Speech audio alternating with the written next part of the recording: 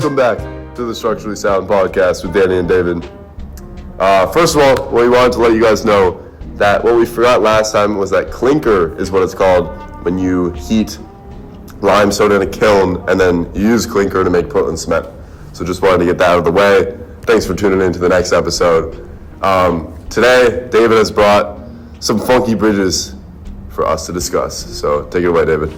All right, yeah. So I have multiple bridges for today. The first bridge that I have, if you remember from the first episode, I am from Fort Lee, New Jersey, which is connected to the George Washington Bridge. The George Washington Bridge is going to get a mention in every episode. Yeah, sorry. It's probably one of my favorite bridges. I think it is my favorite bridge because I'm right there.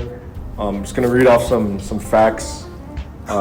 Construction started in 1927. The bridge opened in 1931, so it's nearly 100 years old, which is kind of crazy because it's the most used vehicular bridge in the nation. Vehicular, yes. With where is it? About 300,000 vehicles cross it per day, and there's 14 lanes across the entire thing. 2 different decks. There's an upper deck, lower deck. Yeah, I drove on it for like the first time. When? Oh, I was driving to New Jersey with my family from Boston, and I drove on it for the first time, and I was excited for the views, but then I went on the lower deck, and then I saw like nothing. You can't really. So it was brutal. I mean, like even if you were on the upper deck, if you happen to get stuck within like the middle lanes, it's kind of hard because there's also like a million trailers on that thing.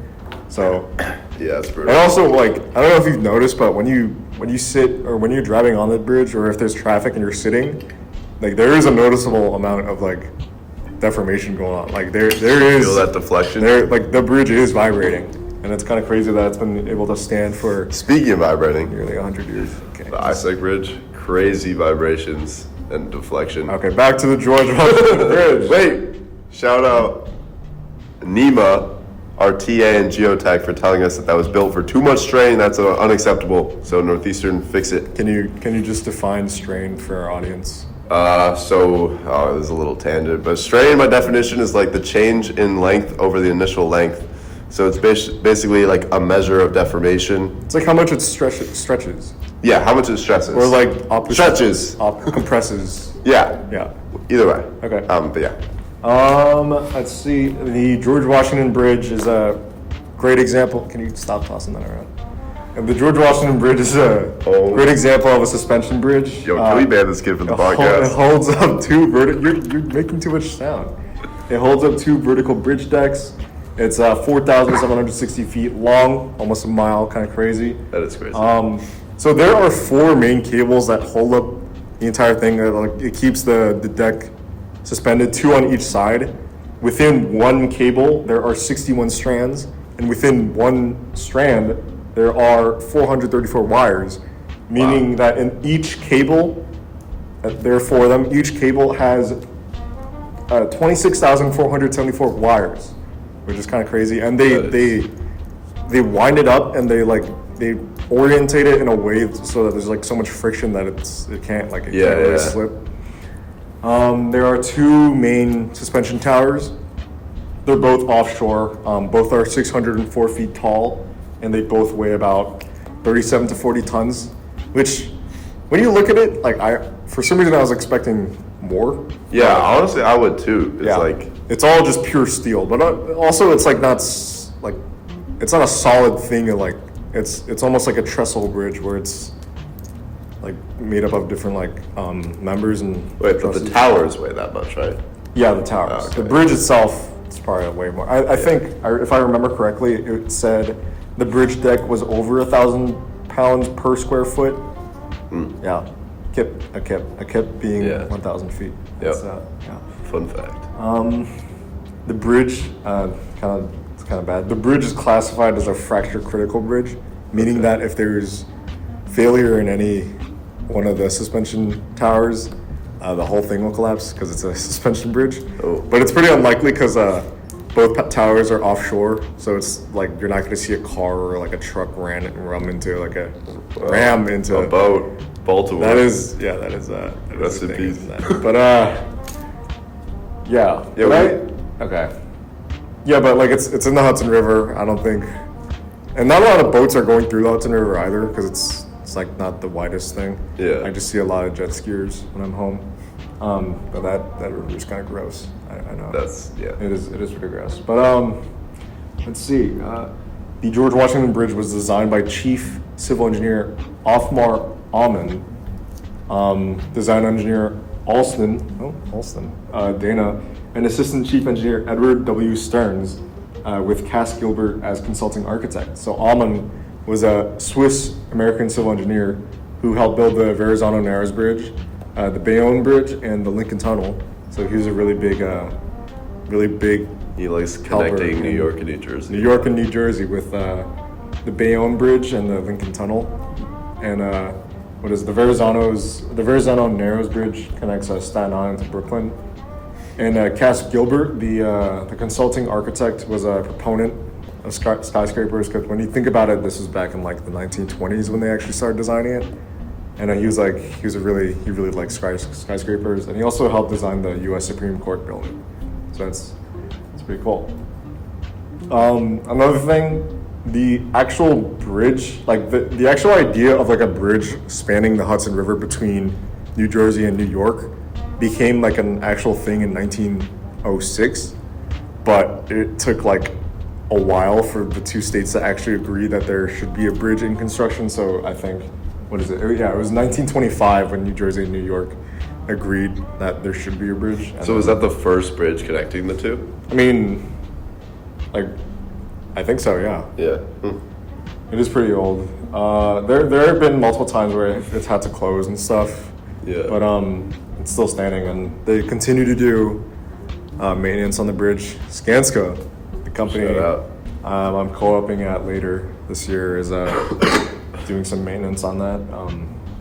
And a little fun fact, originally the end of each cable, the 4 cables, was supposed to receive one of several ornament designs, such as a wing, fin, tire, or statue, which would have been really cool, but because they were building the thing during the Great Depression, they were like, no, that costs too much, so they scrapped the idea, which I feel like would be kind of really small compared to the whole thing, but yeah, I mean, it was the Great Depression, so. Honestly, the like failure is interesting to me, where it's just like if one goes, it all goes, because that's like what we've learned in concrete this summer is like the kind of idea behind failure is interesting to me. Like, you think a building or a bridge, like, it's designed for absolutely everything, but like if you're working with reinforced concrete and there's not hairline cracks, you've over-engineered it. Yeah. And you've wasted money and you've wasted materials. Like, it's weird because like a big part of engineering is kind of understanding, like, you're not like making something indestructible, you're making it so that it barely like kind of qualifies. Yeah. Even buildings, like, you've kind of accepted some level of complete failure and collapse in the case of like an extreme earthquake or something. Yeah. You just have to accept that risk to make construction like feasible and economical. It's very interesting. Yeah. Like the psychology around. Yeah. Well, so with the suspension bridge, so it's like, I'm assuming it's mostly like a reinforced concrete slab. The wires are taking the what? Yeah, the bridge deck, and then the steel wires are taking the tension and like distributing it onto the towers. Right. So like if you're thinking about the load path, there's there's 2 towers, and those towers have the cables, and that cable is holding up the bridge deck. So the weight of the bridge deck is being held up by the cables. The cables are being held up by the towers, and then all that is getting transferred into the floor, or I guess the Hudson River, because Yeah. All right, I'll go on to the next bridge. So this bridge, I don't know if this is how you would say it, but it's called the Cirkelbroen Bridge. Totally butchered that, in Denmark. Absolutely. All right. It translates to Circle Bridge. You're gonna get Danny's live reaction. Never seen this bridge. Yeah. So here you go, Danny. It's a pedestrian bridge, made up of 5 circles Oh, and 5 different masts of different heights amongst along the entire bridge. The entire bridge has 118 cables total. It's really weird. Like I remember, I think the way I found it was I was on Arc Daily. oh yeah. Yeah, it's like an architecture website that kind of showcases like cool structures. But yeah, I first looked at this. I thought like it's weird. Like you know what it reminds me of? It's like The Olympic rings. no. Oh. I was gonna say like if you got a Christmas tree and you had like just the lights kind of coming down. No? Oh. Can you see it? Like if you can Yeah. see the cables like well. Yeah, it's kind of hard to see the cables. It is yeah. weird, but like here, let me go So into do the cables continue past like that railing, or is that something different? You know what I mean? let's see. I think it's literally just holding up that concrete like circle. Yeah. It's all coming out from the top of the mast and then just Yeah. it's like kind of suspending the mast. It's weird. It's really weird. But I'll go into some facts about it just so you get more informed. Yeah. There wasn't a ton of information on the actual bridge on like the internet for some reason, but it was designed by Olafur Eliasson. Sorry, he's an artist. He's not even like a full-on architect. He's a sculptor and an artist. He's a really good one. He's famous. He's award-winning and everything. But yeah, you can look into his work.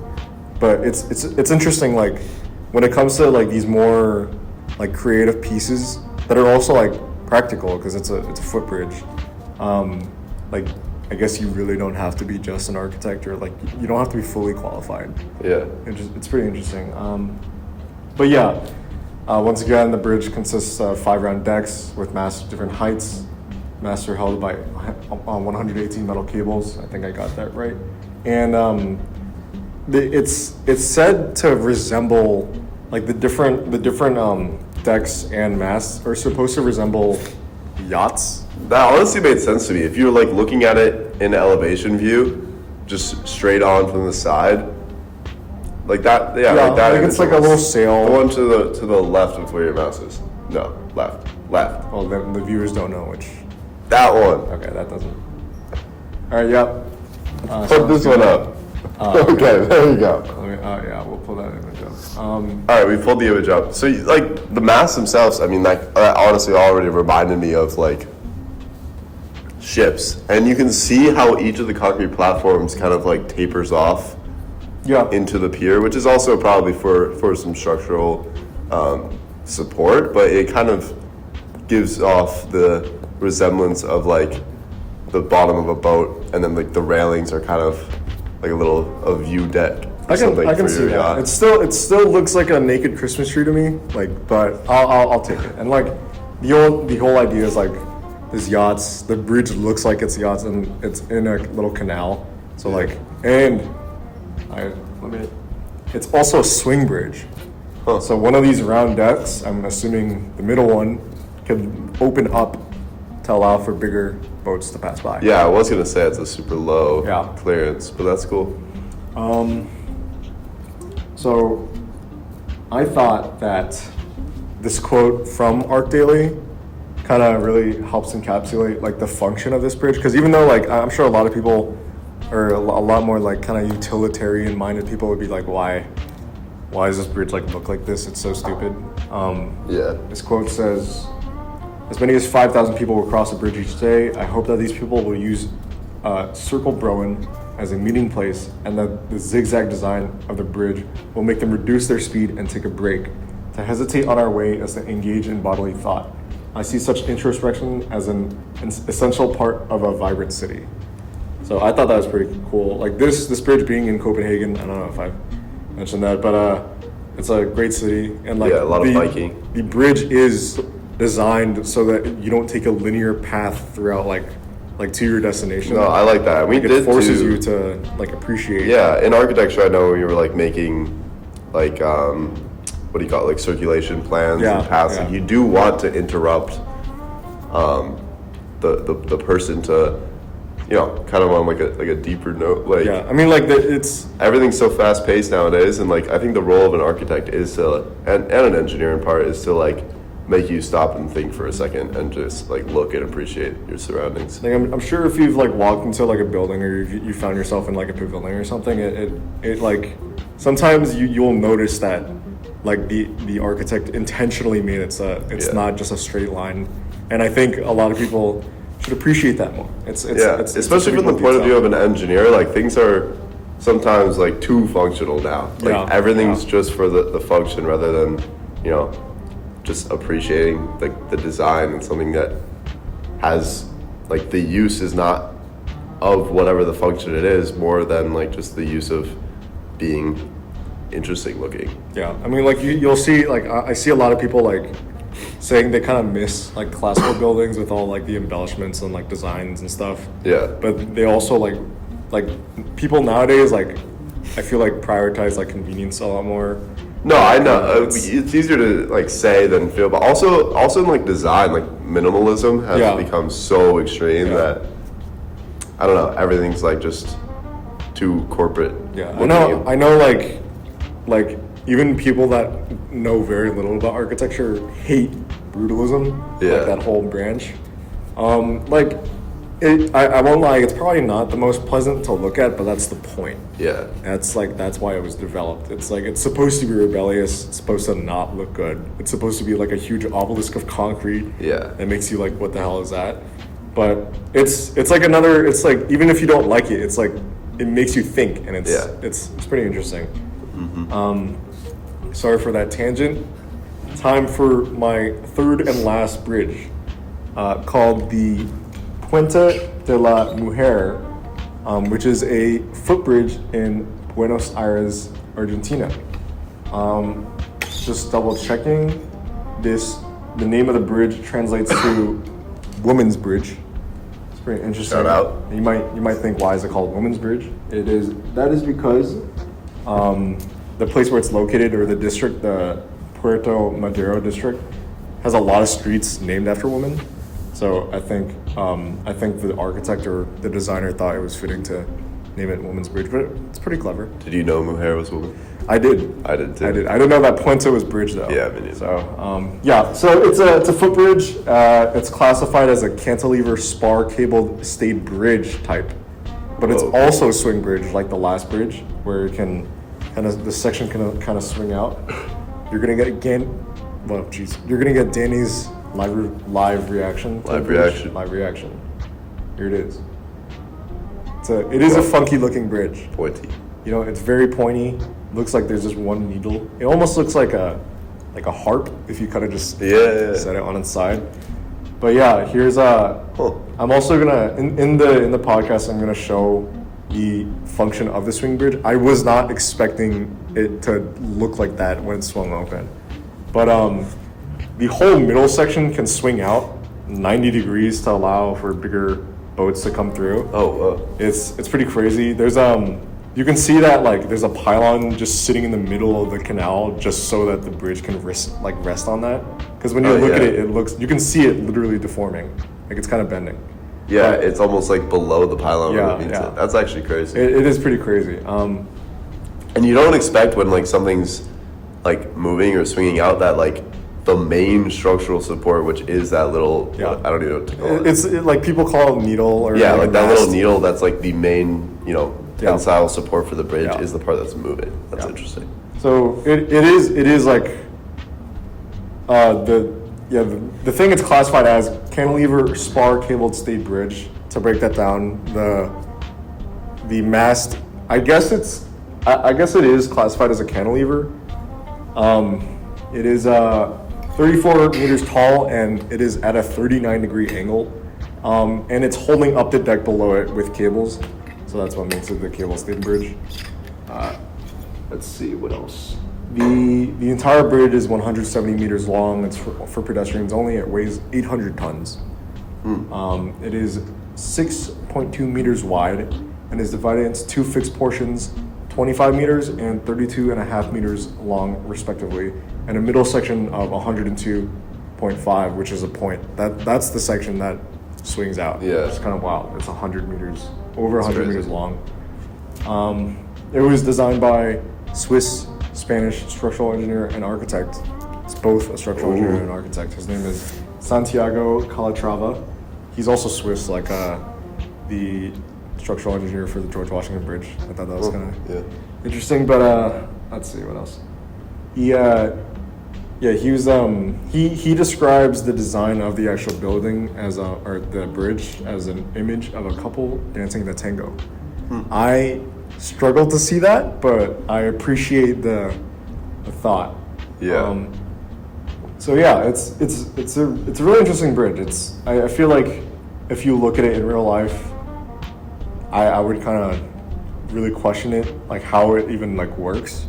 Because when you look at the needle, it obviously the cables are attached to it holding up the bridge deck, but what is helping relieve all that, like, because it would be in negative moment, right, where it would want to bend down with the bridge deck. So I really wonder what's like helping counter. It's almost, I think it's just like the thickness of that section where it's like the fixed end, I guess, of the cantilever is so thick that like that's probably supporting like relatively to the thickness of the bridge deck. Yeah. But honestly, probably the most interesting part to me is just how asymmetrical it is, and that's like super rare in bridges, I feel like. Yeah, like and especially like I'm sure a lot of people have looked at it, and like asymmetry kind of invokes like the opposite. Like you feel like it wouldn't be sturdy. Yeah. Like I like honestly, if I looked at it in real life, I'd be just a little scared to see because it's also really long. This thing is almost like what, in total 160-ish meters, like over. It's pretty crazy. I also wonder how much of that little needle is actually structural versus more of just a design element. I kind of wonder too, because but there definitely is. I think it's displayed the best when the section actually swings out. Yeah. It's literally, there's I don't know what to call it. Like it's like joined by that little like bridge pier. Yeah. And then you see it like swing out like completely. Like it's just like, floating. It's like hinged almost. It's almost like unhinged, but like the only thing keeping the whole thing, because I feel like if there weren't that mast, I feel like the whole thing would just break apart. Yeah, because it is fully cantilever. Yeah. So it's with one support at the end and that much like 100 meters. It can at least hold up the section it's on. Yeah. Which is I guess fine, but yeah. All right. So that concludes our the third episode of Structurally Sound, our structural engineering and architecture podcast.